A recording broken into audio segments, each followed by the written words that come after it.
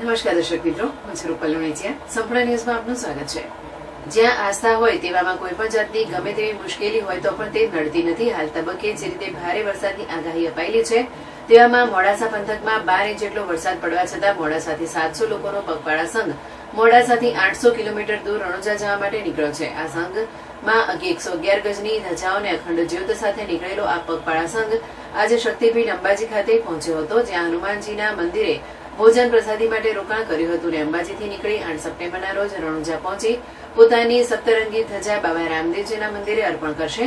એટલું જ નહીં, આ પગપાળા સંઘમાં રજીસ્ટર થયેલા 700 મુસાફરોનો વીમો પણ ઉતરાવવામાં આવ્યો છે, જેમાં યાત્રિકોને કોઈ જ ચાર્જ ચૂકવવાનો હોતો નથી. જે પગપાળા યાત્રાનું આયોજન કરે છે તેમના દ્વારા આ ખર્ચ કરી 800 કિલોમીટરની યાત્રામાં જોડાયેલા તમામ યાત્રિકોને વીમા કવચ પૂરું પાડવામાં આવ્યું છે. છેલ્લા 39 વર્ષથી નિયમિત મોડાસાથી રણુજા નીકળતી સંઘ હમણાં 40મા વર્ષમાં પ્રવેશ કર્યો હોવાનું જસવંતભાઈ યોગી, રણુજા પગપાળા સંઘ આયોજક મોડાસાએ જણાવ્યું હતું. તેમની સાથે યોગી ધર્મેન્દ્રભાઈ પણ જોડાયા હતા.